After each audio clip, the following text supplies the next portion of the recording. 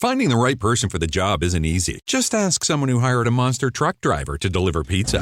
And the neighbors are going wild. You can hear that engine from a mile away, Fran. And he's foregoing the driveway and heading right up the lawn and over the azaleas. What a power move. But if you've got an insurance question, you can always count on your local Geico agent. They can bundle your policies, which could save you hundreds. With 6-foot tires and a roll cage, this pizza guy can quite literally crush the competition. For expert help with all your insurance needs, visit geico.com/local today. Target has Laundry Day covered because they offer a great selection of concentrated Tide Pods to help with all your laundry needs. Tide Pods clean, freshen, and help rejuvenate your clothes with odor fighters and stain removers. Did you know Tide Pods clean better than the leading liquid bargain detergent? Tide Pods are powerful enough to make your whites white and your brights bright, even in cold water. Just toss in 1 Tide Pod for small loads, 2 for medium, 3 for large. It's that easy. For great value and convenient pickup options, get Tide Pods today at Target.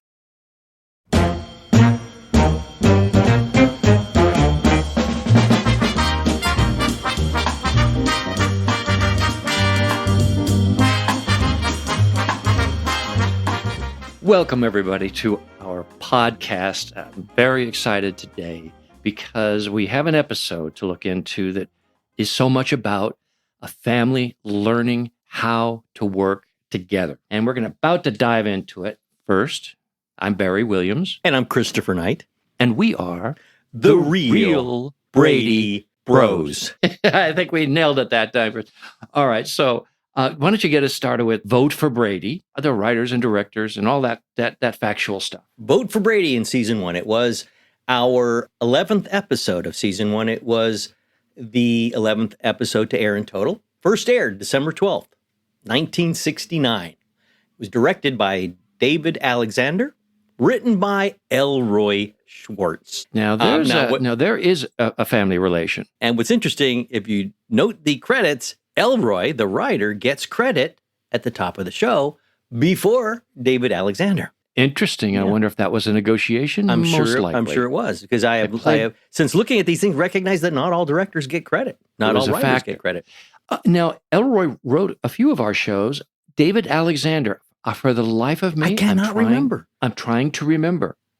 Most of the directors we had did at least 6, 8, 10, 15 episodes. So we got to know them pretty well, but I don't recall in first season, so I was probably not as conscious as I might have been. No, everything was incoming at this point, right? We were getting comfortable with one another, the environment, what our jobs were, who we were in this environment, how it all worked. And this is after the first 6 episodes, which were memorable insofar as they were all done in group, directed by the director that directed our pilot, John Rich. And then, different directors started coming in. And who would have, at this point, we had, history to know how it was going to lay out. Like, was every show going to be a different director? I don't know if at this point we'd even met Oscar Rudolph. We probably had. He'd probably been right after John Rich. But I have no recollection of David Alexander, leaving me to believe that this was the only episode he might have directed. If he started directing 2-3 episodes, would have had a better handle on him. Well, I want to talk about the structure of the show a little bit that Elroy wrote. It seemed to me it's very, very much in the pocket of Sherwood Schwartz's sense of humor. So our show was predicated on these 2 families coming together and then somehow must become a family. And this episode really explores that. Once again, it lines up the girls versus the boys. Both Marcia and Greg are running for school president, and naturally, her sisters want to support her, and you and our younger brother wants to support me. And now, how do you work it out? So this it's thematic. It kind of weaves its way all the way through the episode, and I thought it was very sweet the way it was handled. But it sure sets up Mike Brady giving the lectures and the support system of Carol Brady, and where Anne comes in with her comedy, and how we make things work. So I enjoyed going through it again, but it does exemplify, I think, the theme song. You're absolutely right. It's foundational. When I see these first 13 episodes, what I see is the heavy fingerprint of an idea of the show itself.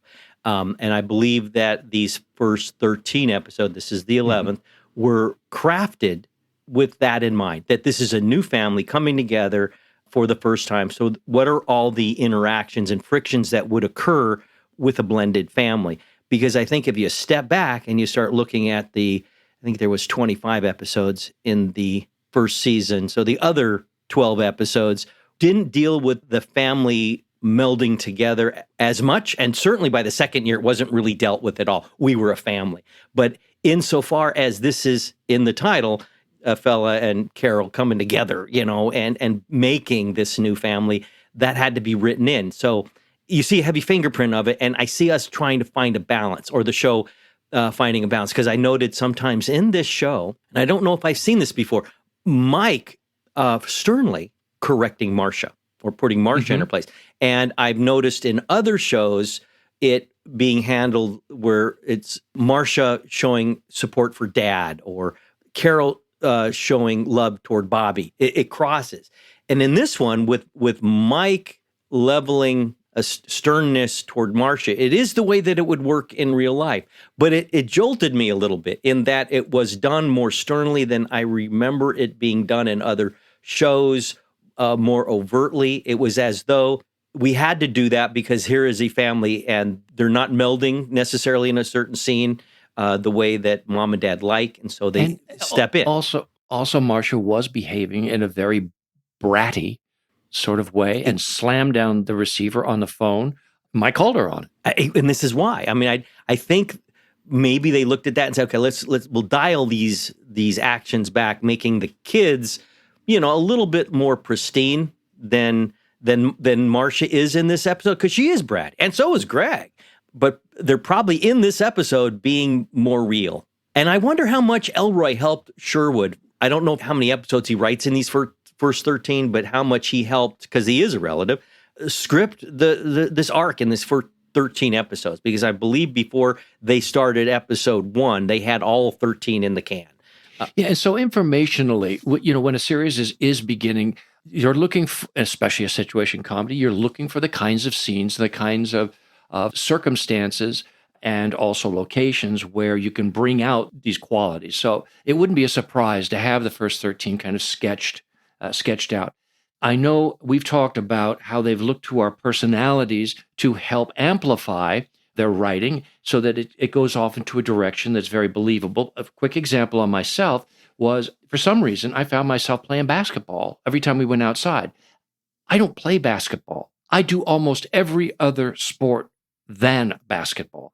And I thought, how did that happen? Well, in my final audition on camera for the role, I carried a basketball in. And then I was supposed to dribble it and, talk about it. Did they ask you to bring a basketball in?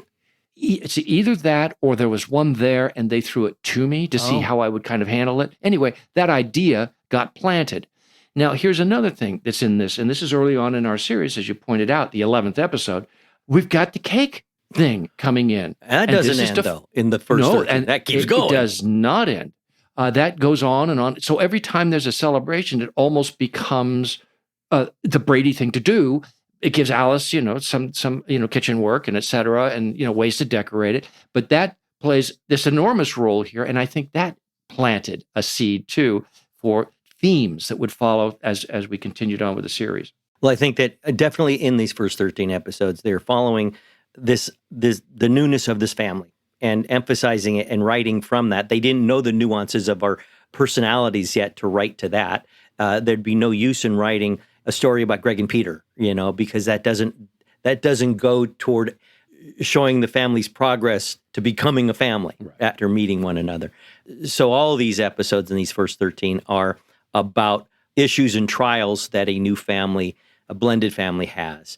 And here we go. We got one this is a perfect example. I mean, actually, I love this episode and I've forgotten all about it because it does that. It absolutely pits the boys against the girls, one family against the other.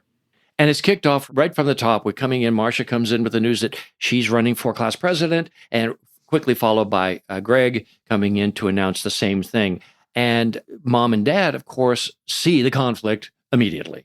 how politics goes and vying for votes and all of the things that would create a conflict, which would be perfect for the situation and for lining up the girls against the boys. And this also, later in the episode, will set up the fact that Marcia is 2 grades behind Greg. Not just 1, but 2. Yes. 2 grades behind Greg. Yeah. So, that's true.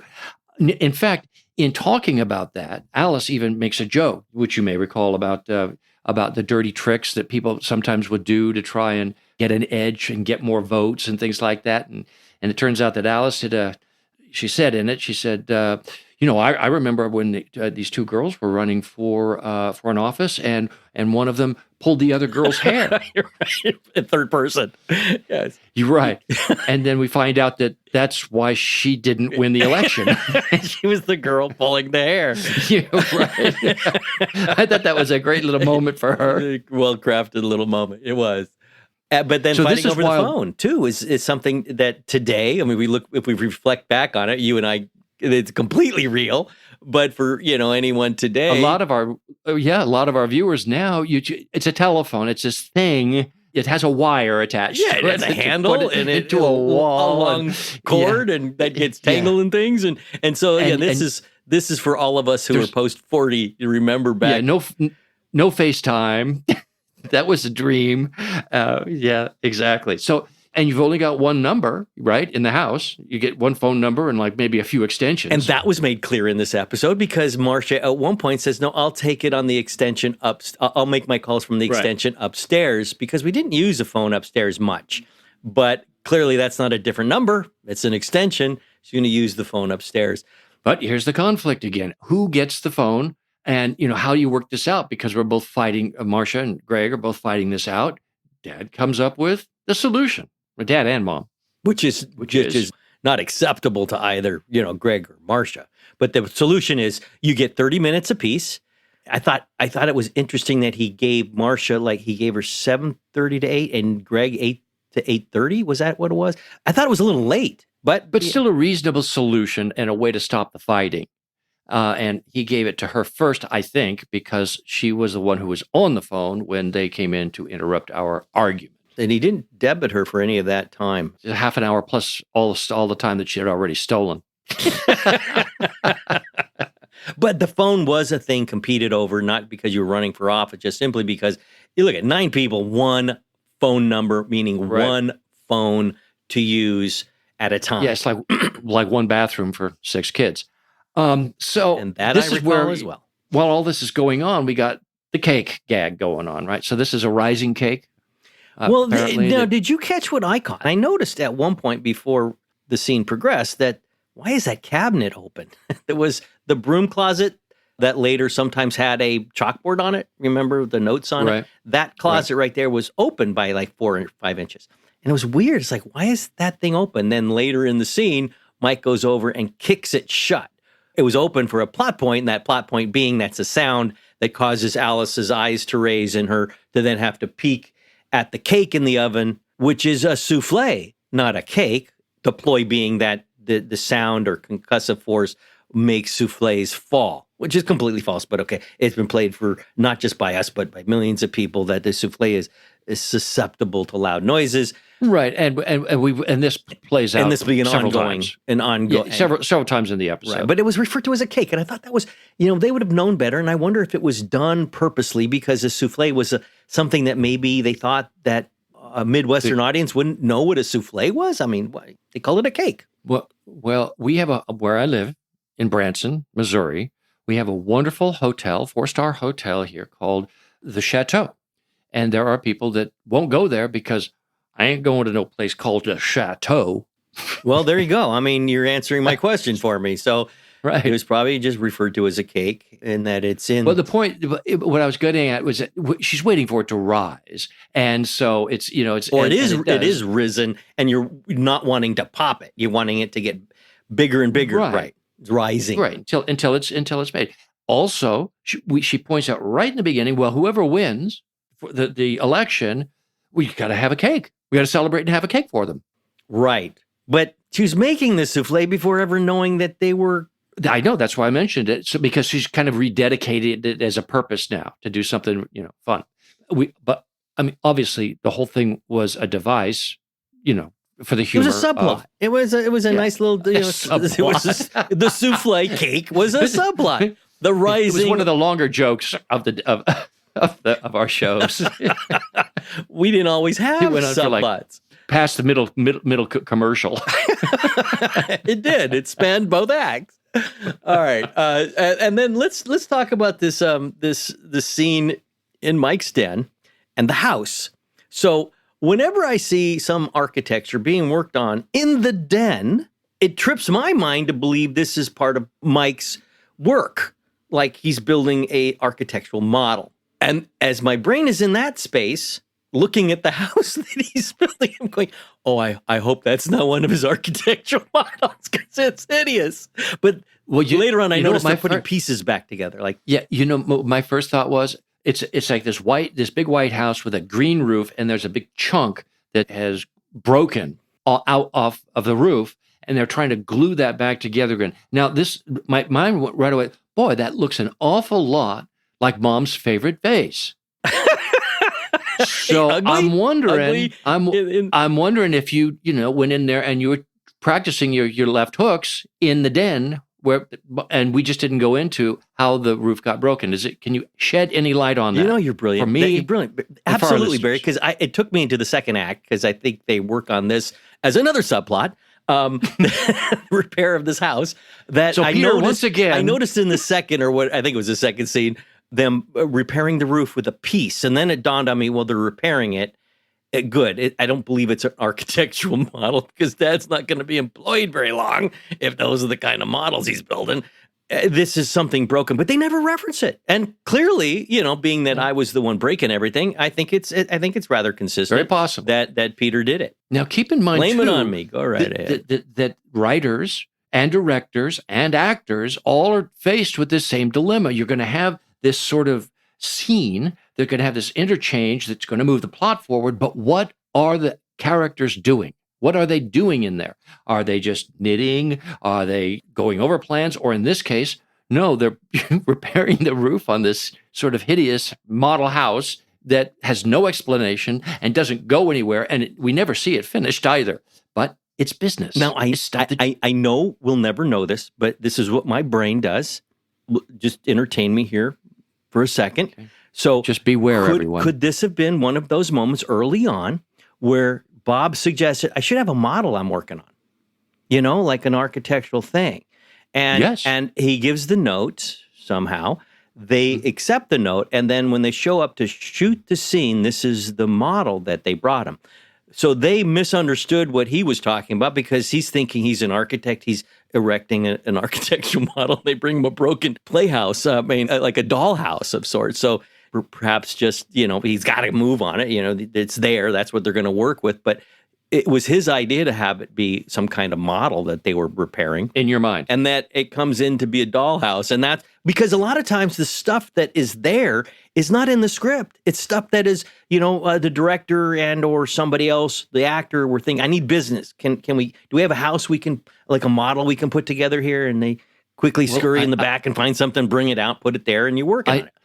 I love the backstory you just speculated on. Don't let anyone ever accuse you of not having a great imagination. I just sometimes wonder where these concepts came from. And I do know that our scripts didn't have much of that, sometimes the only direction we got were there are shouts of enthusiasm. And it would have been Carol and Mike are in Mike's den, and then the scene plays. Right. It's like there's no dialogue tying them to their action. So essentially, there wasn't a house as far as the writer was concerned. The house was invented after the fact and left me looking at it going, there's something odd about that house. It's like not the one that I think Bob had in mind.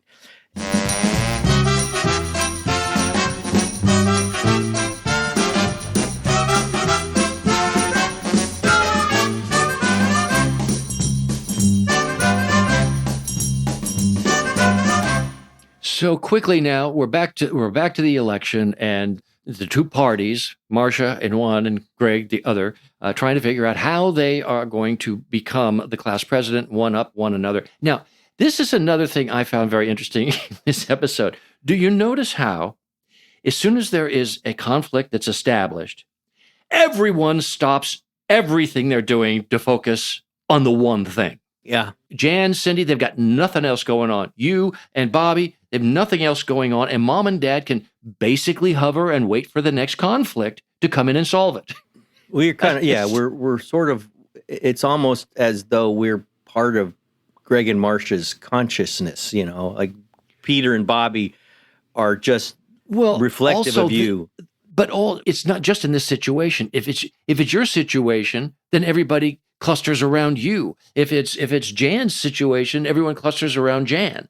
This is the challenge if you're a writer to this show, because you have 6 different lives, and then how do you later on it became 8. less. Well, I'm 9. talking about just the 6 kids, because there was a very definite personality for Anne, definite for Carol, definite for Mike. But when it comes to the kids, it seems like the kids in this particular case, all the boys become an aspect of Greg, all the girls become an aspect of Marcia, and there's no writing of those characters that exemplifies the individual supporting Greg. Right. And my point kind of doing this is what defines our show, The Brady Bunch, as an idealistic family. Because real families don't do that. Real families, people have their own interests. And, if somebody stubbed their toe over here, the whole family doesn't go up to put a Band-Aid on it. They're off to their swim lesson or horseback riding or after-school sports or doing something else. Or in my family? But here. If I knew my brother was... No, I'm just saying, in real life, if my brother was running for president, you know what I would have done? I would have voted for Marcia if I was in that school. And I would have told Greg, I'm not supporting you at all. But that didn't suit the devices. No. That would today. And that's a good point. And that's one of the differences. Ours was kind of how a functioning family would look. And so they had to take on this kind of idealistic quality. So you could say, okay, well, when something goes wrong or Marcia slams down the handle of the phone, then Dad is right there to handle it and to punish her or to call her out on it and tell her to put it back properly, young lady. Yes, which is great. Which is what you would do, right? It's part of the magic of the Brady Bunch, but not part of what's a realistic reflection of how a family would. No, and I think every issue. In the 22 minutes they had, the number of pages in the script, to spread that over 9 characters in these early episodes, especially. Yeah, right. we were functioning in support of the ideal, and thus, Peter and Bobby in this have nothing for them to do other than to cheer for Greg and to, boo for Marcia. So the same thing for Bobby and Cindy. Which I'm sure you were comfortable with. I was. It was... With Marcia, it was kind of, it was very simplified, and I get to copy everybody else. So anyway, I thought that was just kind of interesting. And there was a lot of problem solving going on in this episode. And Mike is coming up with good advice and good ideas. And Carol is right there with him. And Greg and Marcia take some life lessons from this and later on. And, so there you go. Now, and there's also this excuse to have a lot of cast in a lot of scenes. Now, one of the things that jumped out at me was that Marcia has $10 to spend, and that is a spending limit. I never ran for office in school, did you? I don't know how it really worked back in the day or how it works today. Seems logical. Maybe they did place a cap on what you could spend. How far could that go? Well, outside of the $10. Pencils. $10 then is like $100 now. I'll just take your word for it. I think it is. I mean, think about this. Okay. In 70 was the first time that the median income reached $10,000 a year. Okay. So median income, what's it today? I don't know. Maybe that's 75. More. So this more. Is $75. No. Today's dollars. So that's, considerable. Right. I mean, but not for a high schooler. I mean, maybe for an elementary school it'll be a lot. But okay, so that's the limit. What happens if you break that? That's limit? kind of the honor system. If you're running for school president, you should have some honor, right? But who knows? Now, Mom and Dad officially don't want to take sides. Again, great idea. So they want to be able to help and support both candidates. So Mom goes in and talks to first Marcia and then to Greg, and then Mike Brady goes in and talks to Greg first and then to Marcia, and they want to help. No favoritism, of course. Right. Good luck with this that. is why this doesn't work and why you abstain from helping any, because the evenness of helping is the difficult part of helping both. if you're going to be equal, it's hard to judge that you have been. I wanted to use the example of what Dad brings in for Greg. He brings in a tape recorder. Now, again, just like the telephone, do we have to explain what a tape recorder? Because that was a very precious item at the time. I mean, you could do all kinds of things. You could talk into the microphone, and it would record your voice for playing back later. Yeah, that was new technology for that day, or it had been around just a couple of years. I mean, they were big devices prior to that, but this is the beginning of the miniaturization of recording, and that, you could carry it around portably. Right. And it was like a side bag, a saddle bag or something like that kind of size. And it is true, and I bought the story point that even though Greg instantly blames Marcia when he discovers that what he'd spent 2 hours recording had nothing on the tape, those could be tricky if you didn't press play and record at the same time. Right. Then you don't get it. If you press one or the other, and you think you were recording and not, which is why it's always a good idea to check, even on today's cell phones. But it's interesting how you're going to give Greg a recorder, but not give Marcia a recorder. How are you being even? Nonetheless, I love Greg's idea. Now he's going to be able to broadcast his message from every speaker in the school, which I took to mean that you meant that you were going to get into the office and I guess play it into the microphone of the school that talks to all the classrooms or something.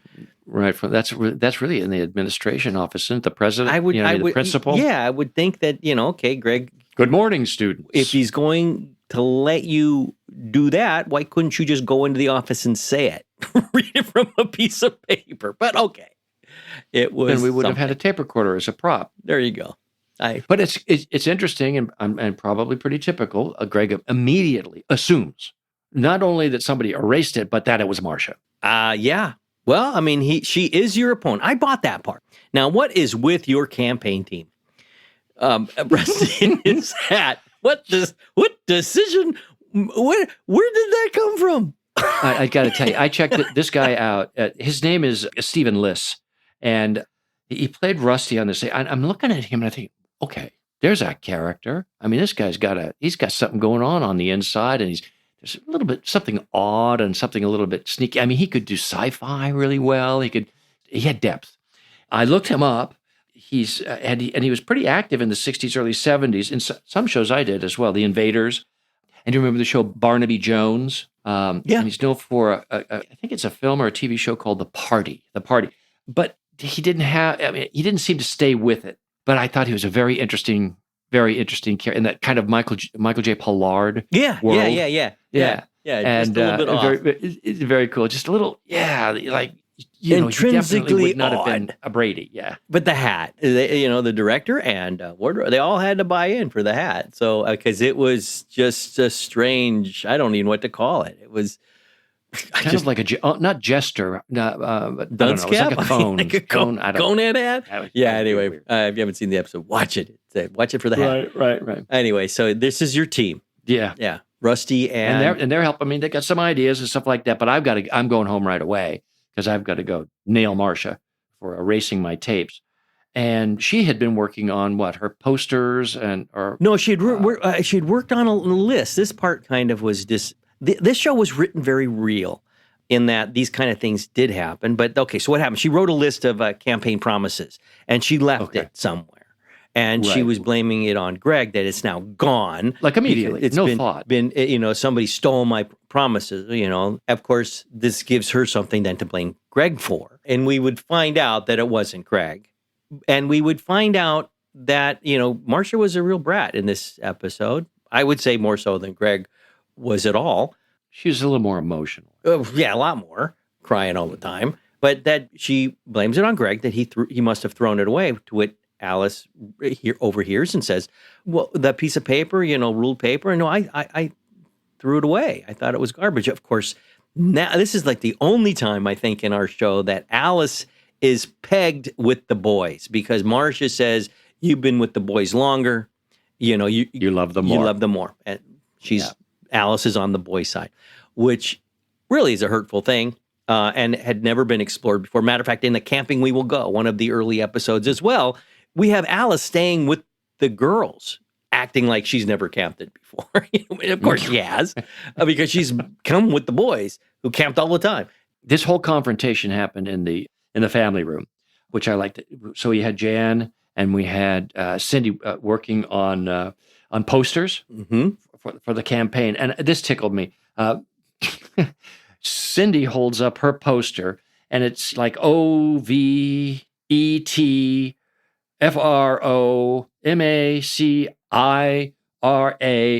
that kind of thing. And so it's supposed to say vote for Marcia, but it's all, all the words are messed up. Well, it's a vote pro Marcia, I think is. No. Vote and Marcia. There was not a word there that was spelled properly. and Cindy says, I wrote what you said to write, not how to write. Something like that. You told me what the letters were, but you didn't tell me I had to put them in any particular order. And this is what Susan would be referencing later. Right. Like stupid. Yeah. Right. And Anne B gets her vaudeville moment in this, and she does a cheer, and and it ends with a jump, and then she has to sit down. And I love this. I wrote down the line. Alice says, "Well, I remembered the cheer, but my back didn't." Right. That's why they hire Anne B. Button a scene with a joke. Right. Yeah. Well, that it leads to another scene between Carol and Marcia. Carol telling Marcia she's got to apologize to Alice for saying that to Alice, and then Marcia coming into the kitchen and trying to get out an apology to Alice in one of the most touching moments, I think, throughout our series, where Anne B slowly takes her finger up to Marcia's lips, just really elegantly and slowly, and just places it on her lips before she's finished getting her apology out, saying, I know exactly what you're going to say. And it just touched and does not even make her say it. Doesn't make her say it. And I know what you're going to say. Yeah. And it just bonds the two of them, like there could be no mistaking the fact that Alice is as much the girls on the girls team as she is on the boys. It's a magical little moment. I mean, and a moment that Anne didn't get to play a lot because of the comedy side. But if you watch this episode, take a note of that moment. You could save big when you bundle your home and auto with Progressive, but when we just come out and say it, it feels like it falls a bit flat. So we're going to tap into human emotion, first with some music. Then in a serious tone, I'll say, save big when you bundle your home and auto with Progressive. And even though it was about saving money with Progressive, we'll fade out the music so you know it was poignant. Wow, powerful stuff. Progressive Casualty Insurance Company and Affiliates. Discount not available in all states or situations. Target has Laundry Day covered because they offer a great selection of concentrated Tide Pods to help with all your laundry needs. Tide Pods clean, freshen, and help rejuvenate your clothes with odor fighters and stain removers. Did you know Tide Pods clean better than the leading liquid bargain detergent? Tide Pods are powerful enough to make your whites white and your brights bright, even in cold water. Just toss in 1 Tide Pod for small loads, 2 for medium, 3 for large. It's that easy. For great value and convenient pickup options, get Tide Pods today at Target. This comes on the heels of one of the several Mike Brady lectures in this episode where he's scolding Marcia for the way that she's behaving. And he says to her, I hope you're proud. We're going to be a family a lot longer than either Marcia or Greg would be in office. And so kind of comes out of that moment. And that's the poignancy. And those are those little tender moments that are like, oh. Yeah. I mean, I guess that justifies the brattiness in the division because he gets to set the tone as this astute fatherly leader, and it works. So where we go from here? How did you buy into this? Carol has been thinking, deeply about something, and she's been dismissing it, and it keeps coming back, and she wants to tell Marcia. She's not sure if she should, and she says, I don't know if I should even tell you this, but, and you were referencing this earlier about which grade is she in, and that I'm two grades ahead of her. Do you recall that? I do. The scene? And to me, this is the beginning, because you'll note, I did mention it early about how our show showed a lot of cross support in the first year, where if it's Bobby that needs consoling, it's Carol doing it, not Mike, and Marcia in Father of the Year wanting her new dad, Father of the Year, the best dad, right? In this particular instance, it's that. It's Carol not instinctually rallying internally for her daughter, her blood, but recognizing something other than that could be more fair and doesn't necessarily get the idea across. We get it as an audience that she intimates that, Greg is, I don't know if she said senior or she just said 2 years older. 2 levels. 2 levels above you. I painted a picture for me that he's either going to be president and then he won't have any other option because he'll be out of school. And you have maybe Marcia, and you have 2 more years. And you have 2 more years. And she didn't tell her again. It's funny. I don't remember exactly how she did it, but she didn't tell her to do it. But she got the idea across, which wasn't absorbed by Marcia. Didn't need to be. It was for the audience. It needed to be. She needed to. I like to say marinate it a little bit. Marinate the thought. She set the idea, but she didn't do it pointing. I mean, she backed away from it. Carol did as she was setting it, but the audience knew what she was talking about. And what it did to me is it made me recognize that Carol wasn't just trying to be fair. She was showing a level of love toward Greg at that moment that brought the family closer together. If there's ripping apart, this is a moment where it's sewn together because she's kind of supporting the idea that Greg maybe should be president, just simply for some other reason. And I liked it. I mean, I thought it was a very real moment. And that she did it reluctantly was also believable because what mom would make Marcia feel that, God forbid, that she's really for Greg. That would really destroy Marcia. And she'd been crying enough already in this episode. So, meanwhile, back in the political camp with my team, Rusty and Scott, who's played by Casey Morgan. Top-notch team, writing with chalk on the driveway. They've got a new idea that's going to put this recording plan very far into the back seat.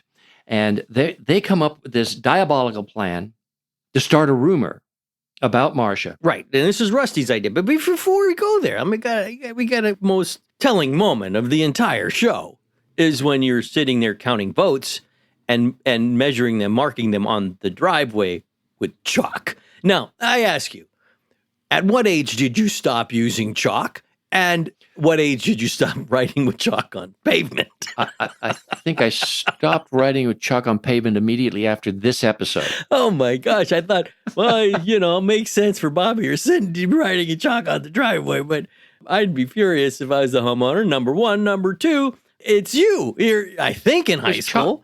There is chalk specifically made for driveways and streets.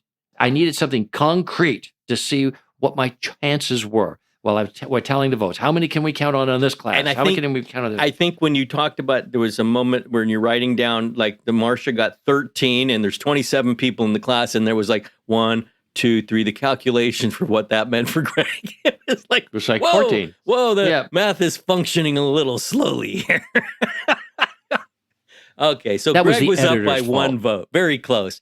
Because it's very close. What happens? Okay, Rusty has a bright idea. Rusty comes up with a diabolical idea here, and he's going to start a rumor about Marcia that she had been seen last weekend at the movies with some other guy, and they were, going at it. Going at it. Basically painting her as a loose woman. Now, this scene was written, as any scenes are, with an idea of the scene, not so much of the space. So lurking in the obvious background, like and the way the tree with no leaves on it. And the way that they had you guys set is it's like not even over your shoulder. It would be like right out in front of you behind the movable birch tree that moves around the backyard. But easily in peripheral vision. It's not even in peripheral. It's right in sight line. Okay, but she's lurking behind this not very dense tree, and she's not trying to hide. She's walking toward it from where he's at. Of course, none of them see her. So the way that it was scripted was that would be directed different in the mind of the writer. Greg comes practically flying out of his pants up and in a very chivalrous response says, I wouldn't even think about doing something like that, Rusty. I wouldn't talk about she's my sister. She's my sister, and I'm not going to spread a lousy rumor about her, and you're fired. You're both fired. Greg goes off the handle without checking, Rusty first, saying, listen, Rusty, not again. One more time, and I can't have. He just fires him on the spot. Of course, all this is overheard by this lurking Marcia behind the birch tree. And eavesdropping. She wasn't intending to eavesdrop. She was just walking in the backyard, the same yard that Greg was in.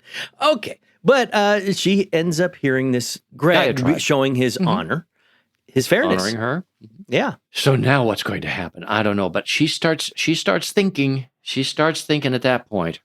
We're practically to the election itself at this point, because I know we've been counting down the hours. But there's another idea that Mike comes up with, and that is that rehearsal of your speeches in front of the family, because we are ourselves an audience, Oh, that's so funny. When this, I'd forgotten this scene altogether. And when Mike Brady comes up with this great idea that, hey, maybe you, Greg, and you, Marcia, would like to, practice your speeches in front of an audience. Well, who are you thinking of? Well, just our family alone as an audience. And my first thought was, right, what could possibly go wrong? What does Mike not understand about campaigns? I mean, the promises are going to be told to your opponent before you actually, firstly, it's kind of top secret material. Okay, so you're only in 10th grade or whatnot. But we pick up with Marcia delivering the last part of hers. Greg is already delivered. Let's come back to that. That's true. Greg doesn't have an opportunity to show us his mettle by practicing his speech in front of the audience at home, because only Marcia that gets to give one. So we don't know what Greg was promising. Well, later, I guess we do. We don't know what he was promising, but we know that he had gone first. Right. But as an audience watching the Brady Bunch, I didn't hear Greg at that moment. We do hear Marcia. Would you like to hear what my campaign promises were? We find out. I was going to redistribute the wealth. Everyone was going to get straight A's and a trophy if they participated in voting for a sporting event. Right? They would have. That was your idea. The school week down from 5 to 4 days, and also everyone got to go home for lunch. All right, so now Marcia gets to read her or give her campaign speech in front of the family. How does that go? Not so good, because Greg and Peter and Bobby are just staring at her. and menacingly, but okay, so that goes down. The Jan and Cindy are elated at what they're showing support, and there's another 2 or 3 in the room, right, showing support. And is this the third time she breaks down in this episode? It is. Or fourth? And she literally can't go forward because of the mean faces in the front row. Right. I thought that was a stretch. But great leveling about to come, because Mike is about to jump into his 6th lecture of this episode. And it's pointed out that when I was delivering my speech, the girls were behaving just poorly. Apparently. But my thing was, Mike Brady, what the heck were you thinking about when you put this little charade together? What did you expect? But again, it shows what can happen and the conflict and a resolution. So there's something kind of reassuring about that. It also shows how not prepared Marcia is to be president, number one. And we're telling what the feeling was toward girls in political situations. If you really pull back, it's like, wow, they make her that weak that she has to cry because people aren't smiling at her. It says something greater than this is. Yeah, it'd be better if you cried and not her, because this is. Well, I'm a crier, so you probably know that about me. But if you're running for office, you have to have some kind of medal.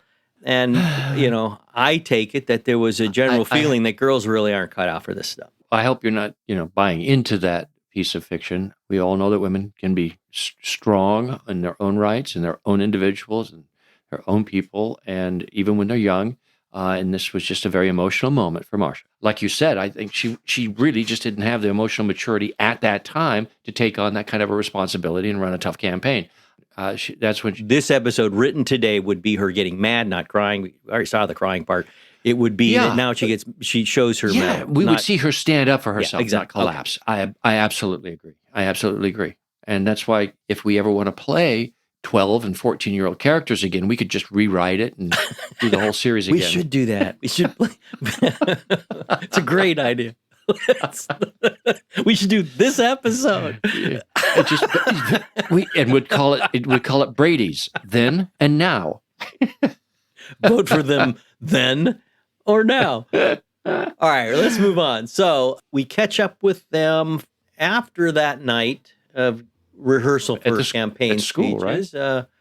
At school, kids are chastised for being rude. We find out that in another scene that Carol used to play golf. All right, that was another good line. 6 kids and a dog. Do you think I have time? So I think what happens, Chris, here is we're back in the schoolroom, and Greg is giving his speech. Marcia is about to give her speech. And, now we're in the school. Right. The important part wasn't that there were promises made, but that Marcia at this moment decides that when it was her turn to talk, when it was her turn to give her speech, she's withdrawing because what is the reason that she... Experience, and because Greg is kind of groovy. Right. She uses groovy. Greg is kind of groovy. I would have thought she could have said, listen, because if we voted, I would have voted for Greg because he is cut out for being president and he has the integrity that I would look for in a candidate. See, now when people ask me, Chris, why the Brady Bunch? How come 50 years later we're still talking about this? This is what I point to. Because it's that kind of a takeaway, that kind of sensitivity, that kind of family dynamic. Where it doesn't happen all the time with other families, but it does here with us. And you see that, and it's very, very real. That, she would step down, recognizing that she maybe could use a little more experience, that there'd be more opportunities for her to run, and that Greg would be, in all fairness, in her own mind, would be the best president at this time. Now, who does that? The Brady Bunch is a community, and it's about the support of the community. It's the individual subordinating himself to the community. In most part, that's what it is. To make a family, you really have to be working for one another, which means not just working for yourself. I know what it means, because Mike Brady said it all the time. All for one and one for all. We are the Brady Musketeers, after all. Oh, let's get to the cake.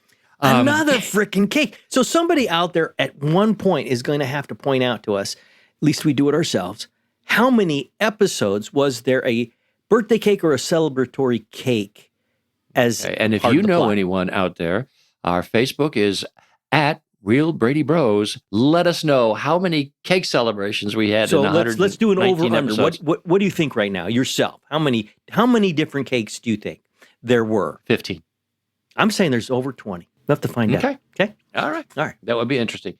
Okay, so Mom and Dad are equally proud of us. Proud because I won, and partly because I won because Marcia stepped down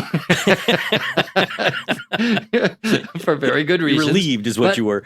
But it's time for the cake. We got a cake. And I remember, I think, Alice had said that, whoever won, their name would have to be on the cake and celebrate for that person.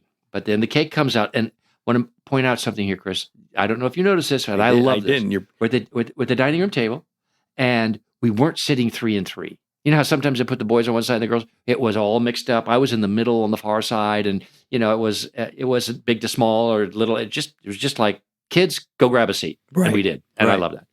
So Alice comes in with the cake. If it needed to have risen, it had and stayed there. Now it says, "Congratulations, Greg and Marcia." Why is Marcia's name on the cake? Because this is not about the congratulations of really being the president, but for us being a family. Well, who insisted that her name be on the cake? Greg did. And that's again, it's that soft. Did I miss the scene? Did Greg really say, no, put Marcia's name on the cake too? That wasn't a scene. It was said by I believe it was Alice. Greg insisted on it. Oh, okay. That's all it was. Right. It was just a line. But again, it's that warm hug, that warm fuzzy. Da, da, da, dum, ba, da, da, da, da, da. You know what it's time for? We're not done yet. The epilogue. Yeah, the epilogue, which sets up a whole other dynamic. But crying Bobby, whose eyes never appear in this scene because they're behind his hands. A lot of tears in this one. So in this case, now remember, we opened this episode, Marcia runs in, I'm running for class president. Greg follows him, I'm running for class president. In this case, and this is in the mom and dad's bedroom, I think. It was in the girls' room, oddly enough, because Bobby comes into it. That's what I thought. But go ahead. Yeah, it's in the girls' room. Okay. Well, Mom and Dad are there. And Cindy says, guess what? I have been made the crossing guard at the school. And she has a little crossing guard thing on, Oh, yeah. And selected as a crossing guard for the week. Mom, of course, was very happy, and everybody's very happy for her. And then Bobby follows her in, and not so happy. Bawling his eyes out with his hands, like rubbing his eyes. Because Cindy beat Bobby out for being the crossing guard for the week. Wah, wah, wah. Now, it's a funny little button on the show, but my point is, how old do you have to be a crossing guard? 4-year-old is a little bit early. How old are they at this time? I think she's 5. She plays 5 or 6. This is I hope she's got an adult guardian helping her, traffic the cars. This is an adult job, maybe.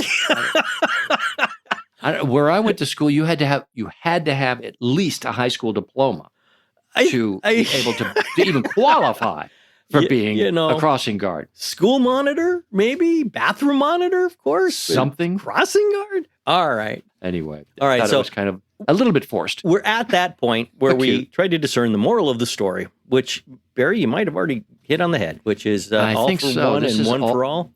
All for one, one for all. And I think, that really is sort of the catchphrase for the series in a sense. We just get there in different ways as we grow up. Another fun romp through TV land. And we'll hope to have you join us again at your leisure, since these stream. You can listen to them on the way to work or while you're whenever it's convenient. Ready for bed, whenever it's convenient. Until there's another one up, I'm Barry Williams. And I'm Christopher Knight. And we are the Real Brady Bros.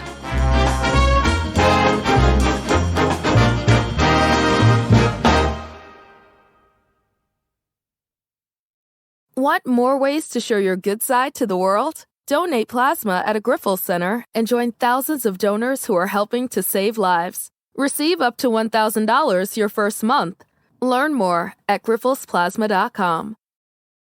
Target has Laundry Day covered because they offer a great selection of concentrated Tide Pods to help with all your laundry needs. Tide Pods clean, freshen, and help rejuvenate your clothes with odor fighters and stain removers. Did you know Tide Pods clean better than the leading liquid bargain detergent? Tide Pods are powerful enough to make your whites white and your brights bright, even in cold water. Just toss in 1 Tide Pod for small loads, 2 for medium, 3 for large. It's that easy. For great value and convenient pickup options, get Tide Pods today at Target.